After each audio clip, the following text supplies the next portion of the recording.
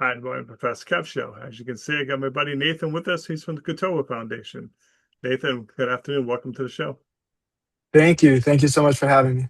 Of course, my friend, glad to make time for you. Before I jump in, Kutoa, let's talk about you as a person. What should we know about you? So, yes, as you said, my name is Nathan Carlson. I am a 17-year-old. I'm from Cleveland, Ohio. And outside of Kutoa, I play hockey. I'm pretty academically involved. I'm an author now. I just released my first ever children's book called The Story of a Smile. And I like to claim myself as a builder for better. I like trying to find broken systems and building solutions that I think make the world just a bit better. Awesome. So let's talk about Kutoa Foundation. Why'd you start that? What need, what opportunity did you see, bud? Yeah, so about 2 years ago, right after my freshman year of high school, I had the opportunity to go on an international immersion trip to Tanzania.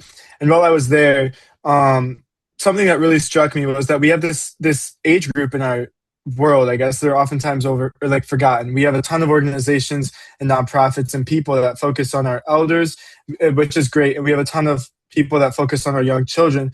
But the age, I guess around 18, 19, 20 years old, that age that are age out of the orphanage are often left with no path to go forward. And while I was kind of contemplating that, while I was reflecting, I met this young man named Sifa Eli, who was in that stage of life. He was just about to age out of the orphanage. And I took it upon myself to not want to see my friend go down a path of homelessness. So I was like, you know what, I want to sponsor him and go to college. And my whole plan was kind of just to kind of just start a small fundraiser, raise the money needed for him to go to college. But then about October of that same year, so about 3 or 4 months later, I got a text from him that said, in all caps, "Thank you, Nathan. You have completely changed my family's bloodline." And just being able to see that like the power of education, which oftentimes me as myself and a lot of people here in the United States take for granted, is actually life changing and generational, was something really moving to me. And I wanted to do something for more than just one child. So talk to me about the challenges you faced coming up with this idea. Doesn't seem as simple as you like it to be, probably. hmm I would say for me, in my personal experience, a big challenge has definitely been just wanting to work beyond borders. My personal belief is that humanity doesn't is not confined to any sort of border. My personal belief is that education is not confined as a privilege or a right to people in America, but I believe it should belong to every person in this world. And that's just not something that every person believes.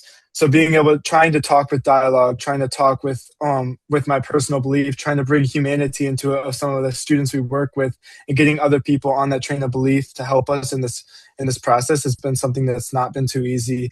I'd also just say, being a young person, trying to find some people that really believe in almost a lot of my projects are infrastructure based. So being able to get donors and companies and just people in general who believe in the longevity that a youth-led nonprofit can have is something that's not been too easy. But now that I got 17 and I've got 2 years of experience, that's becoming a little bit of an easier process. It had to be an amazing experience when you saw that text, though. All the hmm work and effort you put into it, paying dividends. Tell me about how you Definitely. felt when you saw that text. What'd you say? Tell me how you felt when you saw that text.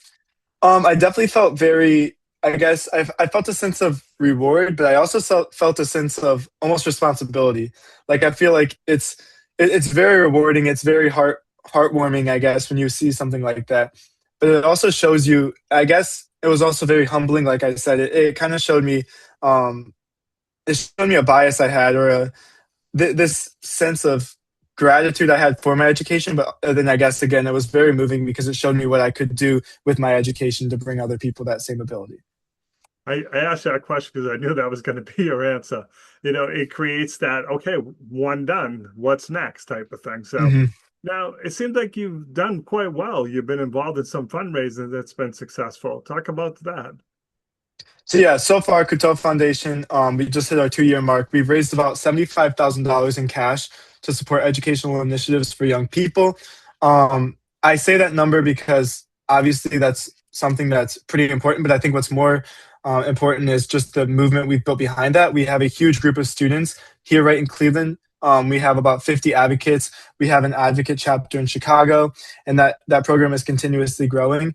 Um, but what I'm most proud of is we just launched our initiative to build our first ever school in Uganda. We are building a school for 60 orphan children that will be launched in 2.5 years. we built our first ever STEM library type of deal called the Kutoa Innovation Center in Moshi, Tanzania. And it's actually right next to the orphanage that Sifa Eli, the young man that sent me that text, grew up. And then we sent Sifa Eli to school. And we just added a new brand to Kutoa, kind of focused on youth advocacy and leadership. And we just took our first ever trip of about 30 high school students here in Northeast Ohio down to the State House to have a day centered on advocacy, leadership, culture, and expression, which was super rewarding to just kind of be able to take a little bit of my mission and passion to high school kids right here around me, around my age, and around my town. Obviously, you've done an amazing job, but now it's crystal ball time.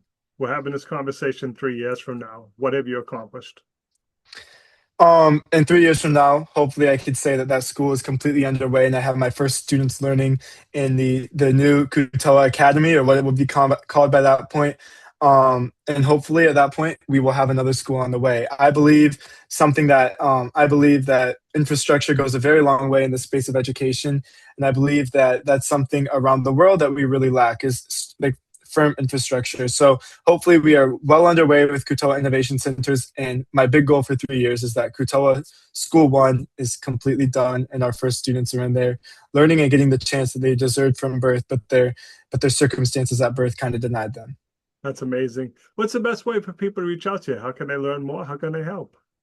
The biggest way is to go to our website, kutoafoundation.org.